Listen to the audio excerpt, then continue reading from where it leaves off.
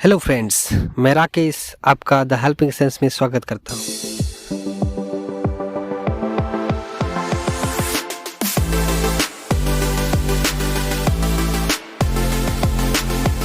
आज से एक नई वीडियो सीरीज शुरू हो रही है जिसमें हम भारत के संविधान के बारे में पढ़ेंगे और जानेंगे कि हमारा संविधान किस तरह से बना है, इसमें कितने आर्टिकल हैं, कितने भाग हैं, इन सभी के बारे में।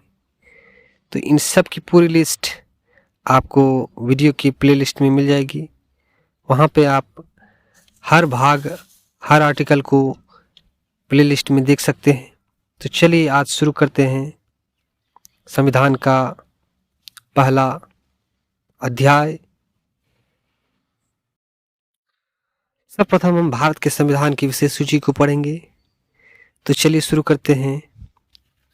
भारत के संविधान में कुल भागों की संख्या अगर उनकी बात की जाए तो हमारे संविधान में कुल 12 भाग हैं और इन 12 भागों में संविधान की पूरी जानकारी दी हुई है। तो आज हम प्रथम भाग के बारे में बताएंगे। तो पहला भाग है संघ एवं उसका राज्य क्षेत्र। संघ एवं उसके राज्य क्षेत्र के अंतर्गत कुछ आर्टिकल हैं जो कि 1 से 4 के अंदर आती हैं, जिसमें प्रथम आर्टिकल संघ का नाम और उसके राज्य क्षेत्र। दूसरी आर्टिकल 2 नए राज्यों का प्रवेश या स्थापना। आर्टिकल 3 नए राज्यों का निर्माण और वर्तमान राज्यों की क्षेत्र सीमाओं या नामों में परिवर्तन। और आर्टिकल 4 में बताया गया है पहली अनुसूची और चौथी अनुसूची के संशोधन तथा अनुपूरक, अनुषंगिक और परिमाणिक विषयों का उपबंध करने के लिए अनुच्छेद 2 और अनुच्छेद 3 के अधीन बनाई गई विधियां। नेक्स्ट है भाग 2, जिसमें हम आर्टिकल 5 से 11 तक के बारे में पढ़ेंगे। इस भाग में हम नागरिकता से संबंधित आर्टिकल के बारे में जानेंगे।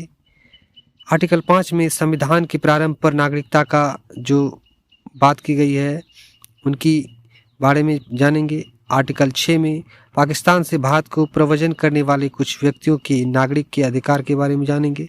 आर्टिकल 7 पाकिस्तान को प्रव्रजन करने वाले कुछ व्यक्तियों की नागरिकता के अधिकार। आर्टिकल 8 में भारत के बाहर रहने वाले भारतीय उद्भव के कुछ व्यक्तियों की नागरिकता के अधिकार। आर्टिकल 9 में विदेश राज्य की नागरिकता स्वेच्छा से अर्जित करने वाले व्यक्तियों का नागरिक न होना। और आर्टिकल 10 में नागरिकता के अधिकारों का बना रहना। आर्टिकल 11 में संसद द्वारा नागरिकता के अधिकार का विधि द्वारा विनियमन किया जाना। ये भाग 2 के अंतर्गत नागरिकता से रिलेटेड 5 से 11 तक महत्वपूर्ण आर्टिकल हैं। अब हम भाग 3 में जा रहे हैं, जिसमें हम मूल अधिकार से संबंधित आर्टिकल के बारे में जानेंगे। भाग 3 में आर्टिकल की कुल संख्या 12 से 35 तक के अंतर्गत हम इसमें पढ़ेंगे। तो आर्टिकल 12 में मूल अधिकार की परिभाषा दी गई है। आर्टिकल 13 में मूल अधिकार से असंगत या उनका अल्पीकरण करने वाली विधियां के बारे में बताया गया है। और इसी के आगे क्षमता का अधिकार के बारे में बताया गया है। आर्टिकल 14 में विधि के समक्ष क्षमता का अधिकार। आर्टिकल 15 में मूल धर्म, जाति, लिंग या जन्म स्थान के आधार पर विभेद का प्रतिषेध किया गया है। आर्टिकल 16 में लोक नियोजन के विषय में अफसर की क्षमता के बारे में बताया गया है। आर्टिकल 17 में अप्रशस्यता का अंत के बारे में बताया गया। आर्टिकल 18 में उपाधियों का अंत। आर्टिकल 19 में वाक स्वतंत्रता आदि विषयक कुछ अधिकारों का संरक्षण के बारे में बताया गया है। आर्टिकल 20 में अपराधों की दोष सिद्धि के संबंध में संरक्षण की बात की गई है। आर्टिकल 21 में प्राण और देह स्वतंत्रता का संरक्षण की बात की गई है। आर्टिकल 21 के क में शिक्षा का अधिकार के बारे में बताया गया है। आर्टिकल 22 में कुछ दशाओं में गिरफ्तारी और निरोध से संरक्षण की बात की गई है। अब इसके आगे हम शोषण के विरुद्ध अधिकार की बात करें तो आर्टिकल 23 में मानव के दुर्व्यापार और बलात्कार का प्रतिषेध के बारे में बताया गया है। आर्टिकल 24 में कारखाने आदि में बालकों के नियोजन का प्रतिषेध किया गया है। इसके आगे हम धर्म की स्वतंत्रता का अधिकार की बात की जाए तो इसमें आर्टिकल 25 में अंतःकरण की ओर धर्म की अबाध रूप से मानने, आचरण और प्रचार करने की स्वतंत्रता के बारे में बताया गया है।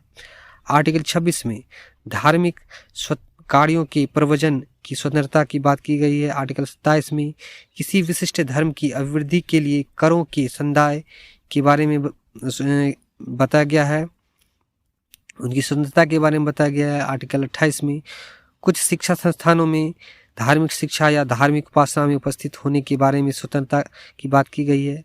इसके आगे संस्कृति और शिक्षा संबंधी अधिकार की बात करें तो आर्टिकल 19 में अल्पसंख्यक वर्गों के हितों के संरक्षण की बात की गई है। आर्टिकल 30 में शिक्षा संस्थानों की स्थापना और प्रशासन करने का अल्पसंख्यक वर्गों का अधिकार के बारे में बताया गया है। इसके बाद हम कुछ विधियों की व्यावृत्ति पढ़ेंगे, जो कि आर्टिकल 31 का क संपदाओं आदि के अर्जन के लिए उपबंध करने वाली विधियों की व्यावृत्ति बताई गई है। आर्टिकल 31 के ख में कुछ अधिनियमों और विनियमों का विधिमानीकरण बताया गया है। आर्टिकल 31 का ग में कुछ निदेशक तत्वों को प्रभाव रोकने वाली विधियों की व्यावृत्ति बताई गई है। आर्टिकल 31 का घ खाली है। इसके बाद आती है संवैधानिक उपचारों का अधिकार। इनके अंतर्गत आर्टिकल 32 में इसमें इस भाग द्वारा प्रदत्त अधिकार को प्रवर्तित कराने के लिए उपचार के बारे में बताया गया है। आर्टिकल 33 में इस भाग द्वारा प्रदत्त अधिकारों का बलों आदि को लागू होने में उपरांत करने की संसद की शक्ति के बारे में बताया गया है। आर्टिकल 34 में जब किसी क्षेत्र में सेना विधि प्रवृत्त है तब इस भाग द्वारा प्रदत्त अधिकारों पर निर्बंध की बात की गई है। आर्टिकल 35 में इस भाग के उपबंधों को प्रभावी करने के लिए विधान की बात की गई है। चलिए आज के इस वीडियो के सेशन में इतना ही। आगे हम आर्टिकल 36 से जो बात करेंगे वो अगले वीडियो में आपको बता दिया जाएगा, जो कि भाग 4 से शुरू होगा। वीडियो अगर पसंद आए तो उसे लाइक करें, कमेंट करें, सब्सक्राइब करना ना भूलें। साथ ही साथ बेल का आइकन जरूर दबाएं। इस वीडियो को देखने के लिए धन्यवाद।